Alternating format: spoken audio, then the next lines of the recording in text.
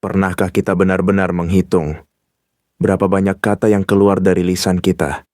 Hari ini saja, berapa banyak yang kita ucapkan tanpa berpikir, tanpa menahan diri, tanpa menyadari bahwa setiap kata itu akan kembali kepada kita. Assalamualaikum warahmatullahi wabarakatuh. Alhamdulillahirabbil alamin. Kita panjatkan puji syukur kepada Allah Subhanahu wa Ta'ala yang masih memberikan kita nikmat hidup, nikmat bernafas, dan nikmat kesempatan untuk memperbaiki diri. Saudaraku yang dirahmati Allah, jika video ini muncul di berandamu, jangan langsung kamu lewatkan. Karena bisa jadi, ini bukan sekadar konten, tapi ini adalah peringatan dari Allah yang datang di waktu yang tepat, di saat hati kita sedang membutuhkannya. Saudaraku, lisan ini terlihat ringan, tidak terasa berat, tidak terlihat berbahaya. Namun, ia bisa menjadi penyebab seseorang masuk surga, atau justru menjadi jalan menuju azab yang pedih.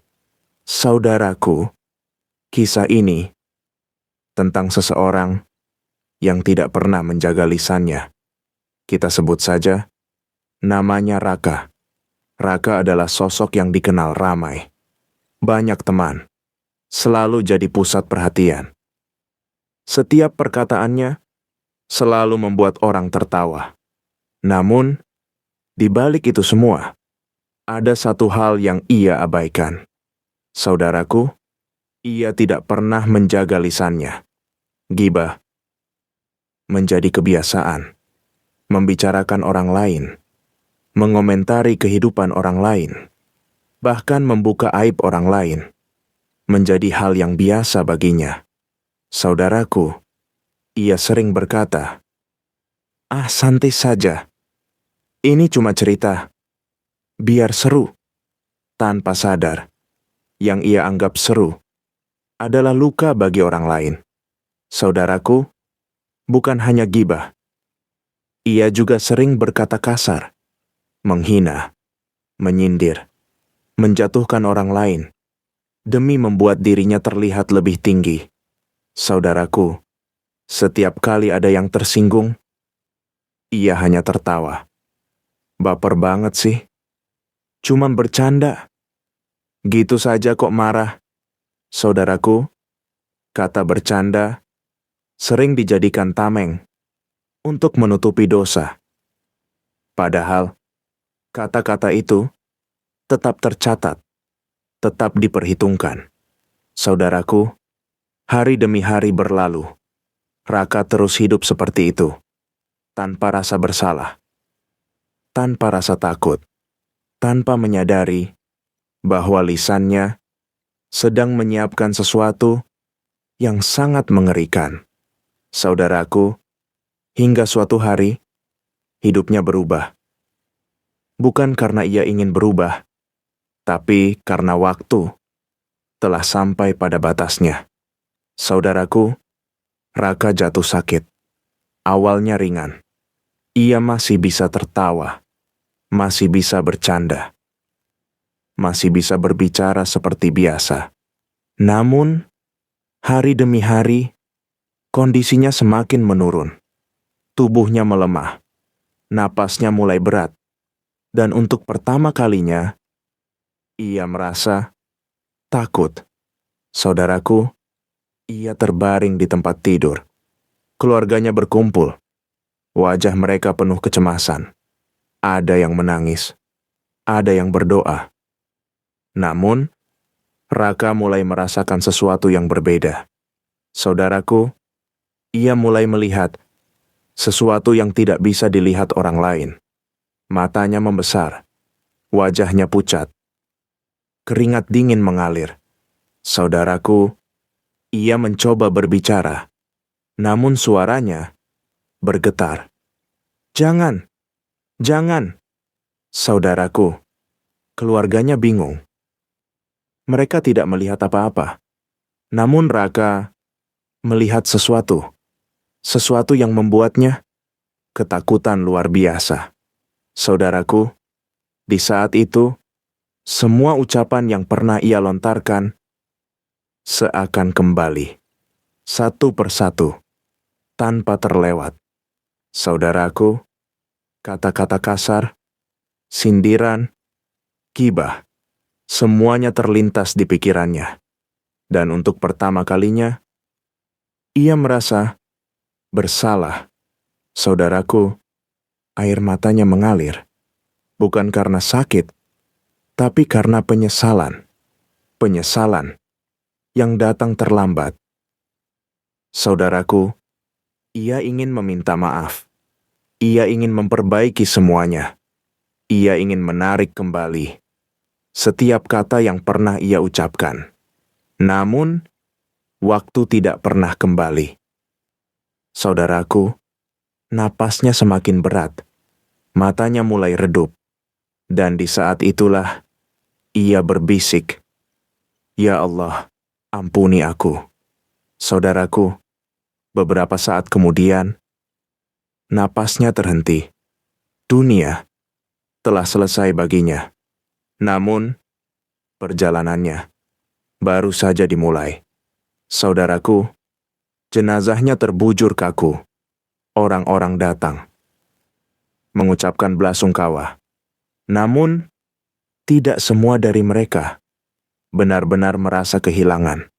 Saudaraku, ada yang pernah ia sakiti, ada yang pernah ia hina, ada yang masih menyimpan luka karena lisannya. Saudaraku, Raka telah pergi. Namun, jejak lisannya tidak ikut terkubur.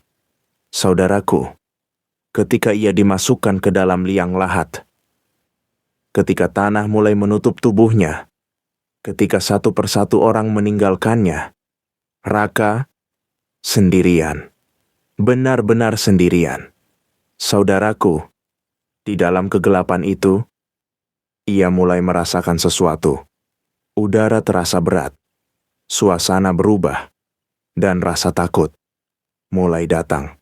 Saudaraku, ia belum tahu bahwa apa yang akan ia hadapi adalah sesuatu yang jauh lebih mengerikan dari semua yang pernah ia bayangkan. Dan semua itu berawal dari satu hal yang dulu ia anggap ringan, yaitu lisan.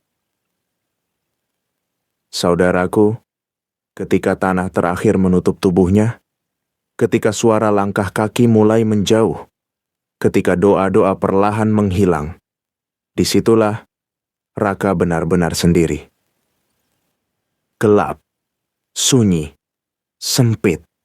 Saudaraku, tidak ada lagi tawa, tidak ada lagi candaan, tidak ada lagi kata-kata yang dulu begitu mudah keluar dari lisannya. Yang ada hanyalah keheningan yang mencekam. Saudaraku, Raka mencoba membuka matanya. Namun yang ia lihat hanyalah kegelapan pekat. Ia mencoba bergerak, namun tubuhnya terasa terkunci, seolah-olah tanah di sekelilingnya memeluknya dengan keras. Saudaraku, rasa takut mulai tumbuh, perlahan, lalu semakin besar, hingga memenuhi seluruh jiwanya.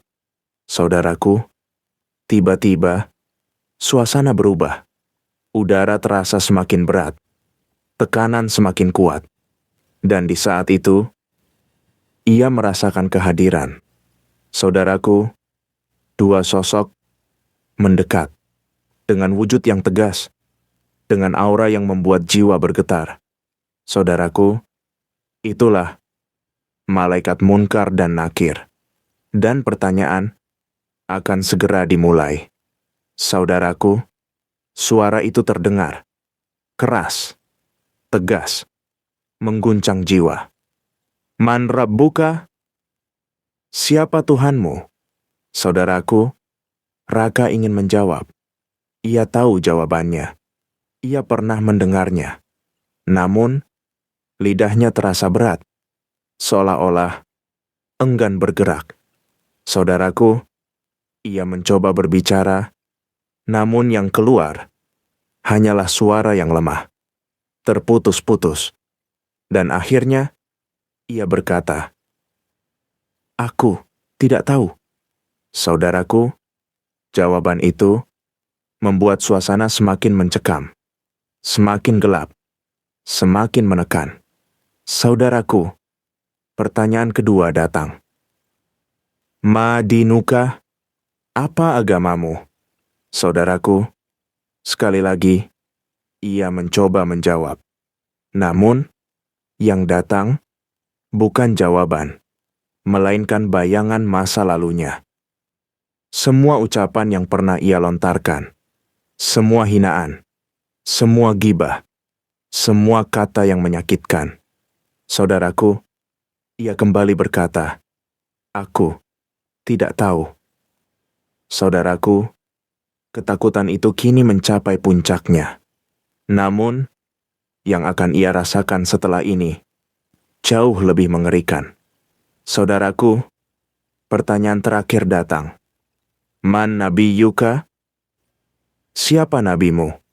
Saudaraku, Raka menangis. Air matanya mengalir. Ia tahu jawabannya.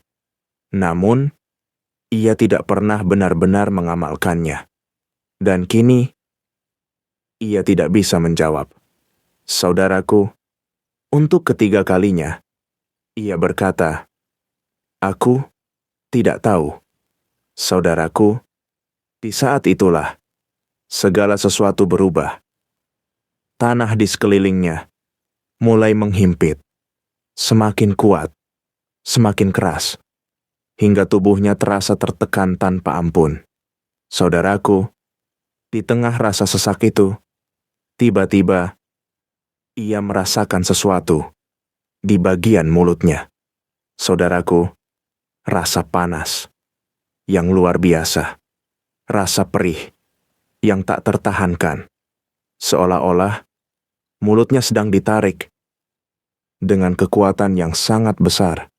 Saudaraku, ia mencoba menahan, ia mencoba melawan, namun tidak ada yang bisa ia lakukan.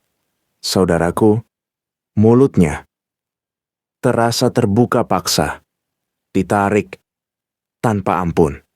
Rasa sakit itu menyiksa, menusuk, menghancurkan. Saudaraku, ia menjerit, menangis, memohon. Namun, tidak ada yang mendengar. Saudaraku, di saat itulah ia melihat semua kata-kata yang pernah ia ucapkan berubah menjadi hukuman. Setiap hinaan menjadi luka, setiap gibah menjadi siksaan, setiap ucapan yang menyakitkan kembali dengan balasan yang jauh lebih pedih. Saudaraku, ia sadar bahwa ini adalah akibat dari lisannya sendiri, yang dulu ia anggap ringan, yang dulu ia anggap biasa.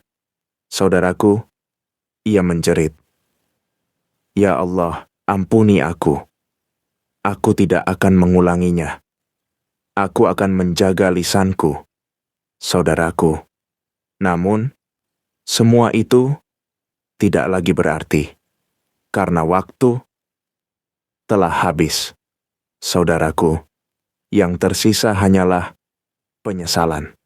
Penyesalan yang tidak bisa diperbaiki. Saudaraku, bagaimana dengan kita? Berapa banyak kata yang sudah kita ucapkan hari ini? Berapa banyak yang menyakiti orang lain? Berapa banyak yang kita anggap cuma bercanda, padahal meninggalkan luka? Saudaraku, jangan tunggu sampai kita merasakan itu. Jangan tunggu sampai lisan kita menjadi penyebab azab kita sendiri. Saudaraku, selagi kita masih hidup, masih ada waktu, masih ada kesempatan, masih ada jalan untuk berubah. Jagalah lisan kita. Bicaralah yang baik atau diam, karena setiap kata akan dimintai pertanggungjawaban. Saudaraku, ingatlah, yang keluar dari mulut kita hari ini akan kembali kepada kita nanti. Semoga Allah menjaga lisan kita, mengampuni dosa-dosa kita, dan menjadikan kita termasuk orang-orang yang selamat. Amin ya Rabbal Alamin. Wassalamualaikum warahmatullahi wabarakatuh.